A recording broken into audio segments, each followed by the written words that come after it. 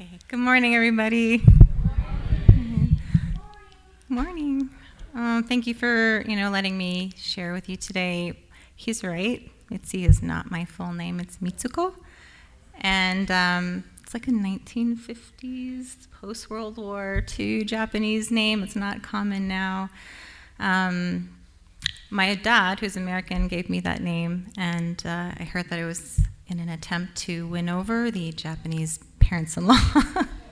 It worked. In addition to lots of love and investment, so yeah, and it means child of light with the characters. So that's the meaning of my name. It's very, yeah. It took me a long time to get reconciled to it. When I was growing up, it was always mispronounced by English teachers, English-speaking teachers. But now I love it. Okay.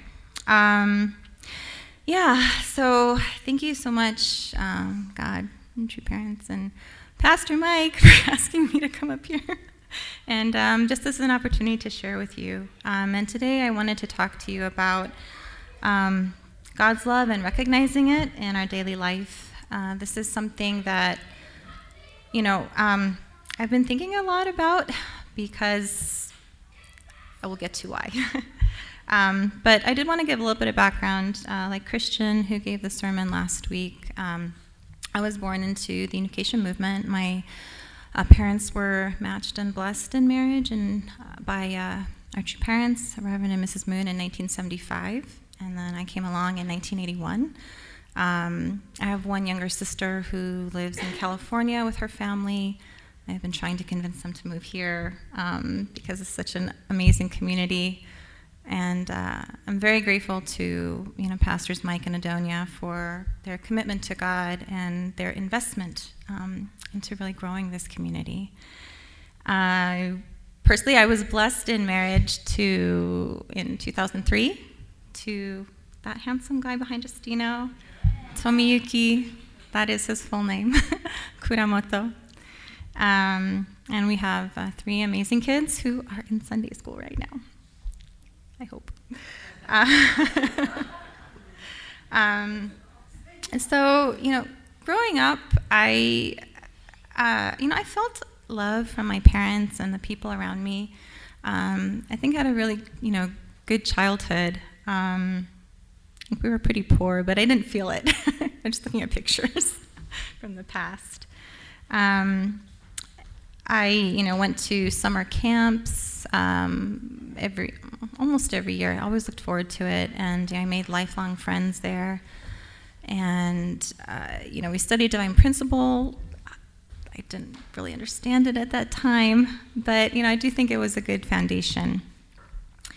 If I think back, growing up, I don't think that I ever felt, I always felt, I knew God existed. That wasn't never a question for me.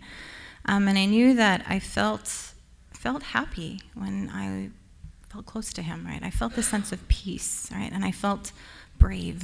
And then as I got older, I began to become more conscious of this contradiction in myself, right? This disunity of my mind and body, this tendency to, I want to do good, but I actually end up acting selfishly or acting in a way that might hurt someone else. Or even if it doesn't, I'm not really thinking about them, I'm thinking about me. And even if things, I would do things that maybe looked good on the outside, not all the time, but certainly there's times where you kind of feel like, I'm doing this so I can get recognized and feel my value. So, not really this unselfish motivation. And, as I grew older, I could really see this disconnect between the values that I had been taught, my whole life, that inspired me, and what my life really looked like, on a daily basis. And, I've always, growing up in this movement, we're taught about God's love a lot. God is our parent, right? God is an unconditional, a God of unconditional true love, absolute, eternal, and unchanging. And I'm actually so grateful to have had that perspective. I it's amazing that how many different perspectives there are on the kind of being that God is. And it's really, in understanding the principle, it's really sad. Some people think God is, it's a fire and brimstone God. Other people believe God is, this benevolent, loving God. Other people believe God is just curious, like he just threw the universe out and put people on the earth to watch it like a chess game for his entertainment. And there's many people that don't know, right? And there's many people that believe absolutely he doesn't exist. So this is the situation, right, in our world. So many of us, I guess maybe all of us really, to some extent are ignorant of God's love, right? So I really appreciate having had that kind of, education and guidance growing up. But at the same time, right, there's also very lofty ideals which inspire me, right? So this idea of living for the sake of others, LFSO, right? True love, practice true love. Family is the school of love. Give and forget that you have given.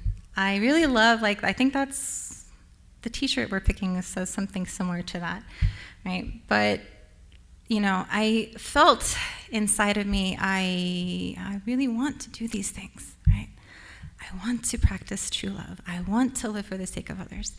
And I don't know how, right? I can do it up to a certain point, and then I hit this block, right? This limitation. And I've kind of had that experience over and over and over again. I hope someone can relate to this situation. And then, sometimes I would just get depressed. So I really can relate to Paul in Romans. I actually don't know how. Just I press the right arrow? Yes. Okay. Where do I aim it? There it goes. Okay. All right, so when he says, "So I find this law at work. Although I want to do good, evil is right there with me. For in my inner being, I delight in God's law. But I see another law at work within me, waging war against the law of my mind and making me a prisoner of the law of sin at work within me. What a wretched man or woman that I am. Who will rescue me from this body that is subject to death? Thanks be to God who delivers me through Jesus Christ our Lord." And if you know anything about Paul, St. Paul, he was a Jewish Pharisee, so very well educated and well respected. He knew a lot about, all of the traditions in Judaism. And he really hated Christians, and was actually responsible for executing many of them. And he is on the road to Damascus with the purpose of arresting and torturing Christians.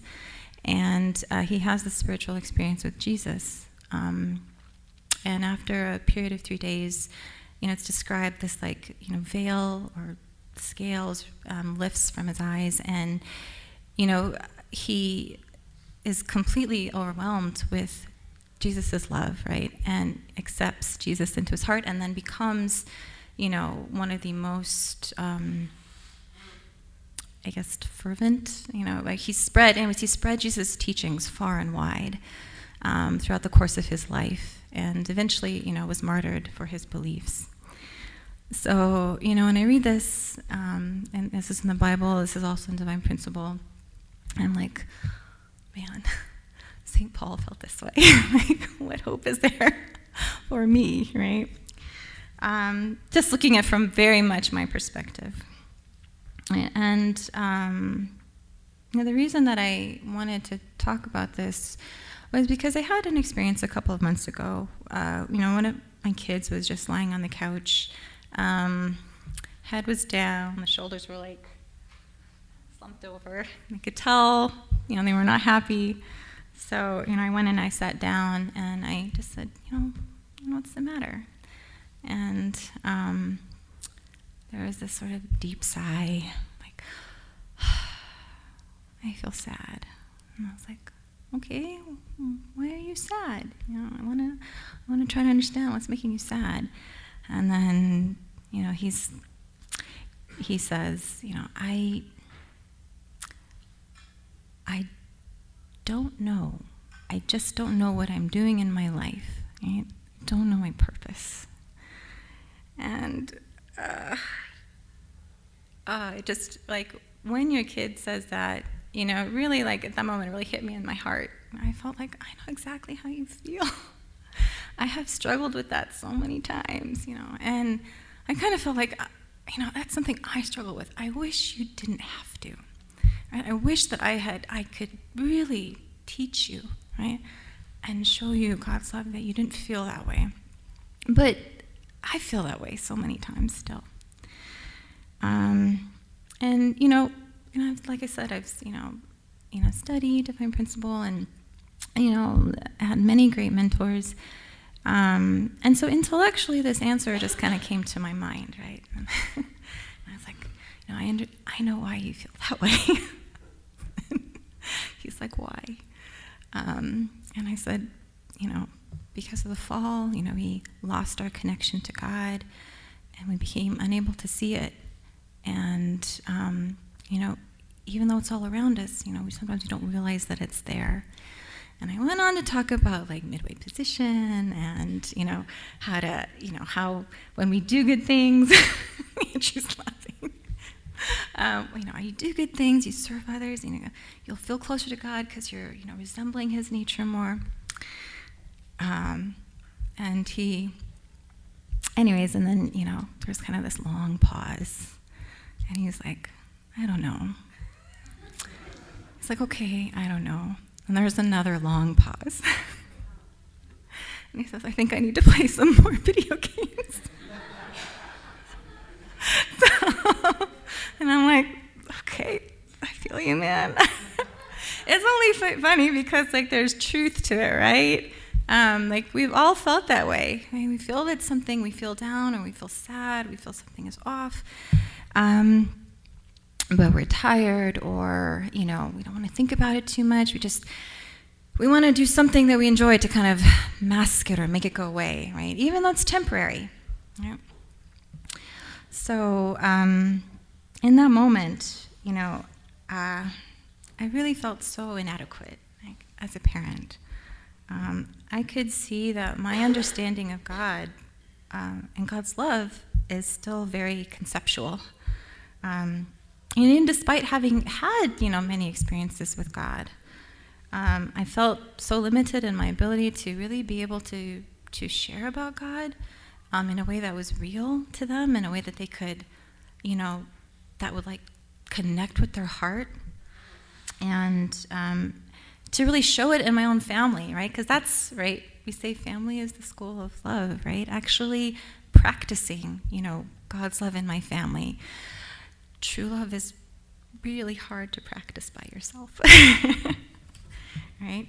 And then not just the family, but, eventually being able to go beyond that, right? In my work, in my community, and so forth. Right? So,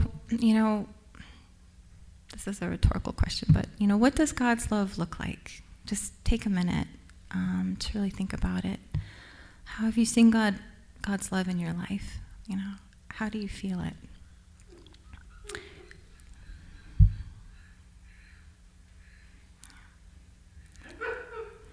It can, right? So going back to St. Paul's quote,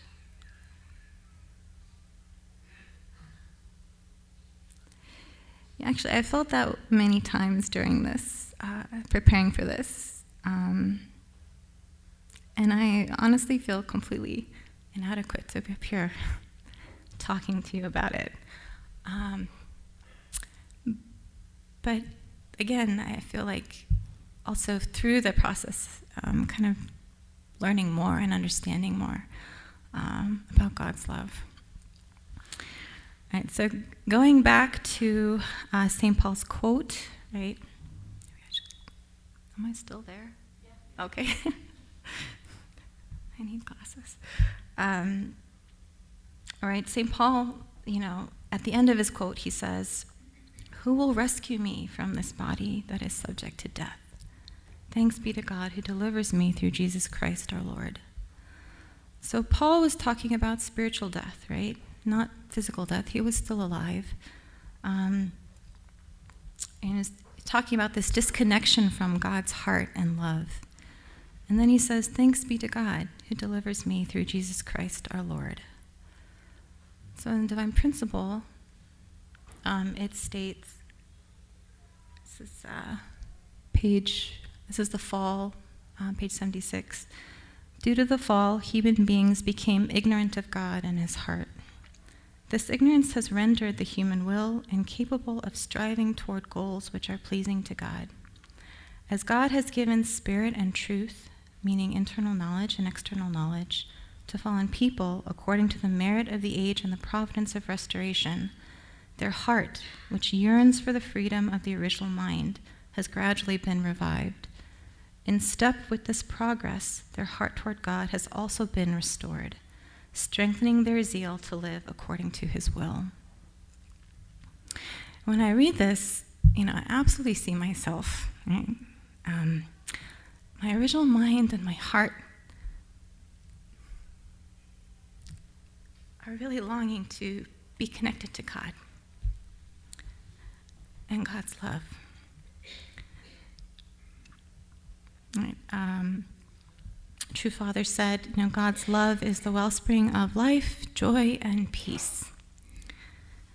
And I have this image of this beautiful meadow and this spring bubbling through the ground and just being able to drink freely from it and just feeling, so content and at peace, right? Because there's no separation between God and myself. But I'm still connected to Satan, right? Just like St. Paul. And in God's heart, and in reading Divine Principle, and Bible too, right? God's heart is to save us from this world of spiritual death, right? That we may live together with God, right? On this earth in the kingdom of heaven, and then eternally in the kingdom of heaven. Right? And for this purpose, God sent the Messiah to show us substantially what God's love is like, right? So prior to Jesus coming, right, there was nobody that really looked like God. Nobody that understood God's heart. And so it's in, studying God's words, right? The Bible, Divine Principle, True Father's many books and speeches, that we can start to see how Jesus and True Father lived their lives, while they were on the earth. Right? We were not around, no one in this room was around 2,000 years ago when Jesus walked the earth. But his teachings,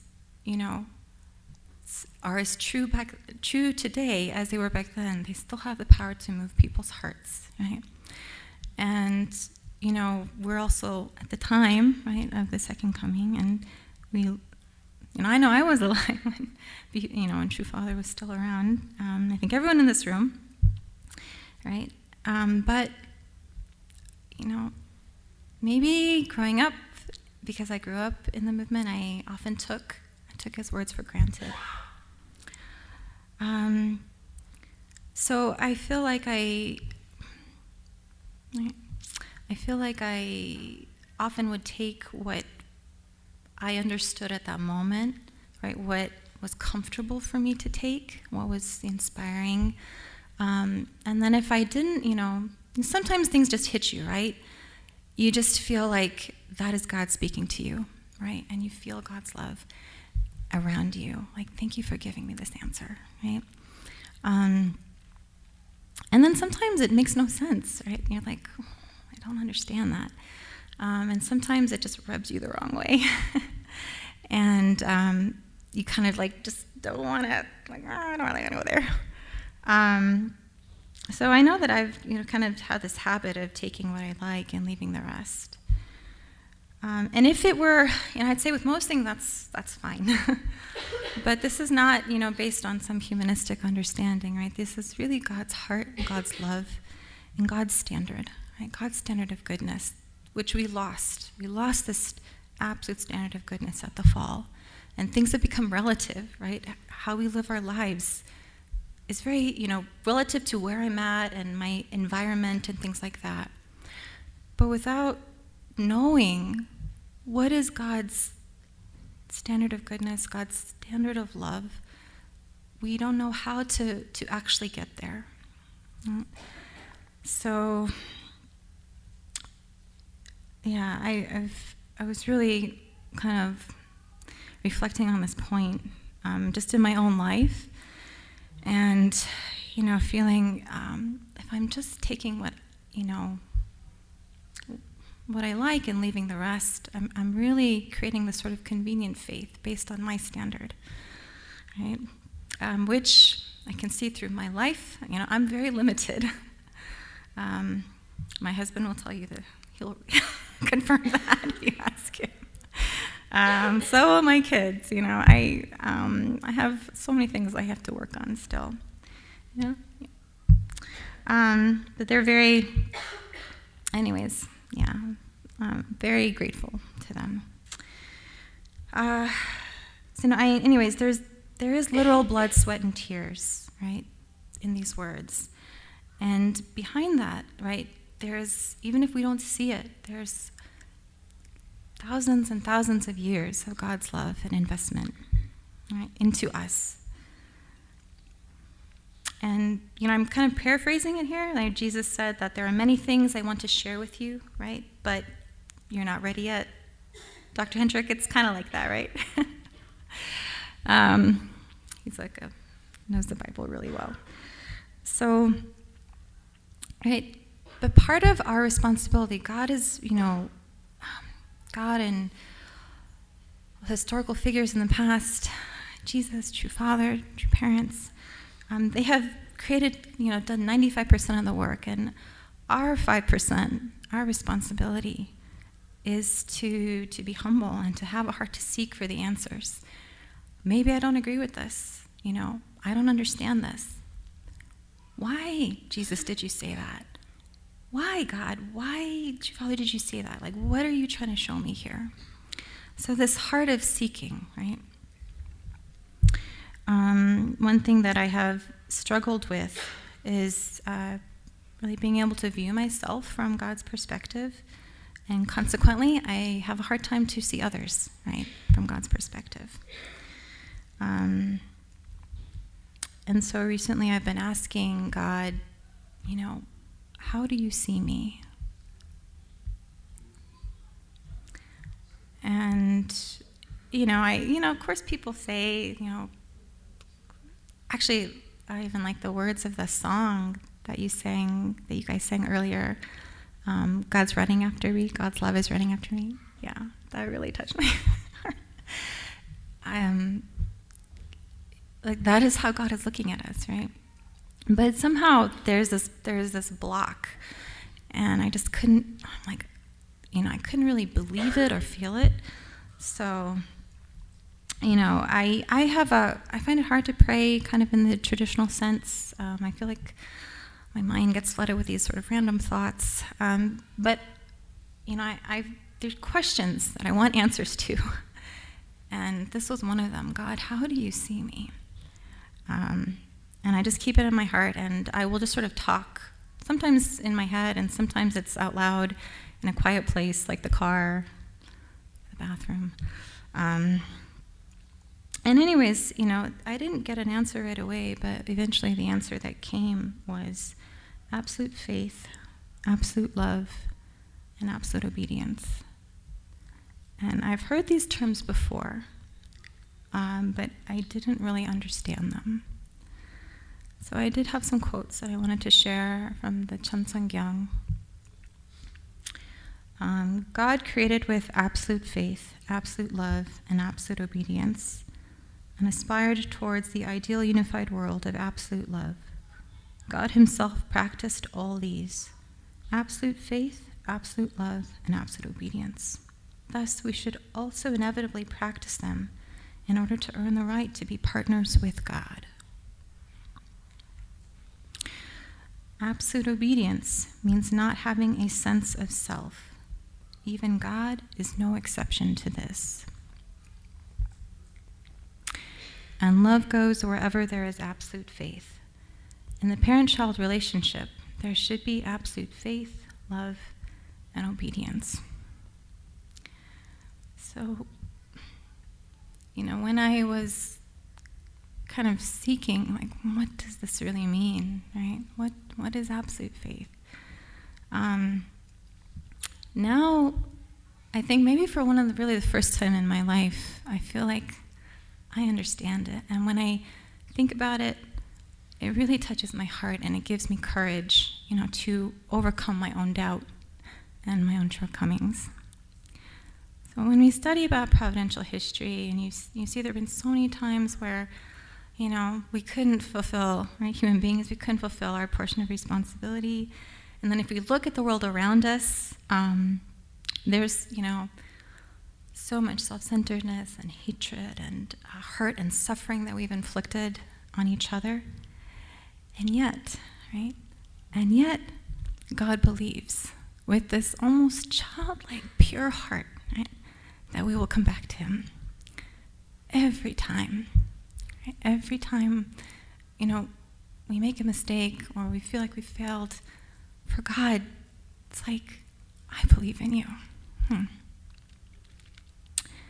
And so, when I think about that and I connect to that, it gives me so much more courage than I could ever have on my own. Right? And what is absolute love? Right? And there's so many words, Father's words on this. I couldn't really find one that expressed it as I wanted, or as I was thinking. But I really, it's a love that invests, right? Everything, without reservation, right? Without holding back anything for himself, right? There's no expectation of a return. It's just, I want to give you love, right? I want to give love to you. I want to create, the environment where you can grow.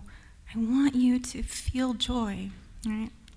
And it's really, I think, a love that understands our heart, right? Understands our situation. And wants to help us, right? God understands the desire of our heart. God understands my desire to want to connect to him more. And I'll talk a little bit more about that in a minute. But also then absolute obedience. And I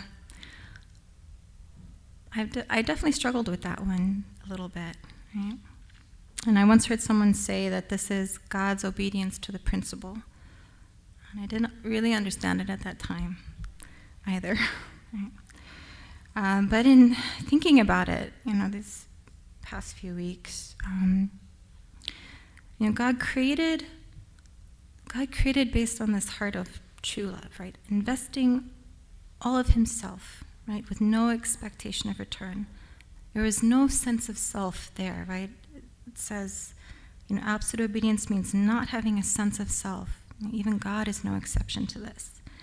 Right? God gave everything to the point of being zero. Right? And when the fall happened, and human beings chose Satan's love, Satan's false love over God's true love, selfishness was introduced in the world at that time and has been perpetuated ever since, right? So false love is a love that takes from the other person to satisfy my own desire, right? And it's temporary. And God's love is the complete opposite of that. Right? God's love is a love that gives everything for the sake of the object partner. That's a term used in Divine Principle, but that means me and you, right? His children. We are God's object partners of love. Right? Actually, God cannot experience love without us. Right? So, God, even though this wasn't God's fault, right? God took responsibility for this failure of human beings, right? We didn't recognize God's love. We almost threw it away, right? When we chose Satan's love. And, But right at that moment, right, God began the history of the province of restoration. And God's love, God's heart is never to blame. God does not blame others. Right? He always wants to forgive, based on even the smallest conditions that we make. Right? I feel like Jesus' parable of the prodigal son is an amazing expression of this heart of God. Right? So absolute obedience to God's principle is, I take responsibility. This happened because I couldn't love you enough, right? Or you couldn't feel my love enough. This is God's heart towards us. And so the last thing that I wanted to talk about really is, recognizing God's love in our environment. I really felt it, again, through the band. Thank you guys so much for your songs and your offering and your heart. I felt God speaking to me through the words of the music. Right, so again, right, God's love is a love that is interested in us, right? And so he's always creating an environment. I once had a leader that said, nothing happens by chance. And I really struggled with this one for a long time. And I think because, I kind of went down a rabbit hole of what does that mean? So God is orchestrating all these people and all these things to happen so that I can recognize something. But I realized I was looking at it kind of externally, right? No, God is, we have free will, so God's not puppeteering us. But God is in the environment, right? God is with us. Because of the fall, we have this sort of veil, right? This disconnect. But God's love is all around us all the time, right? And part of our responsibility, our human portion of responsibility, is to seek for it, right? To try to understand. And the more that we do that, the more that we begin to see God's love, the more that we begin to recognize it. And I've definitely been, it's more like how, someone was sharing with me some really kind of difficult, really, really difficult situations in not their immediate family, but extended family. And I didn't have any words. I didn't know the answer, right? All I knew is that I know God's love is there. I don't know what this means. I don't exactly know the perspective to take on it yet, right? But I felt like if there's this understanding, right, God is there. And if you ask, you will find an answer. An answer will come to you. And I really didn't say anything, but she was like, oh, I feel so much better. I just need to share all this. And I'm like, okay. Yeah, it's really, God is in the environment. It's our perspective, the attitude that we take. We can become very negative towards something. We can react really selfishly. I always I'm really looking now in my interactions, especially with my kids, how, what is God trying to show me through this? Right, because I still have a connection to Satan, so I need to separate. I need to make the effort. I need to do the work, right? To I use the word cut off, but I guess it means when we are acting in a way that resembles God, then Satan can't say, hey, that's my kid. Because Satan is completely selfish, right? He cannot, it's like, okay, that doesn't look like me. That looks like God, right? So then he has to kind of let go. I remember Gilo once talked about this image of fish hooks in him, and every time he would, could really overcome something, like one of those hooks that Satan had would be released.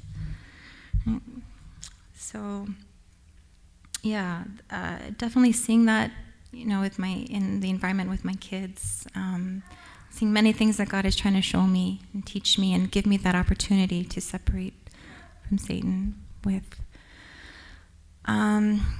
So I wanted to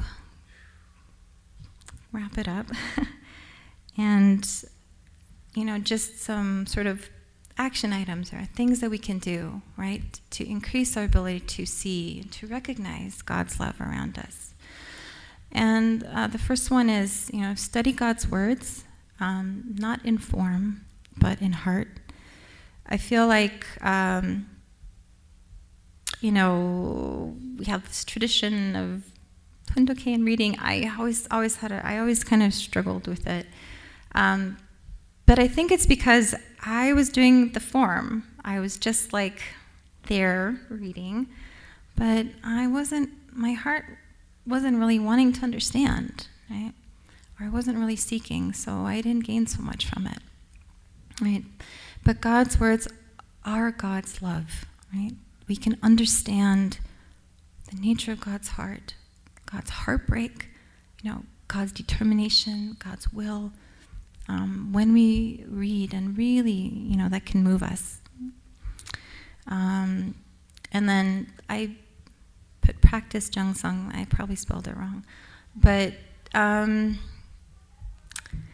this is more than just conditions. But I put it there because I felt like definitely in my life I've experienced sometimes I feel nothing.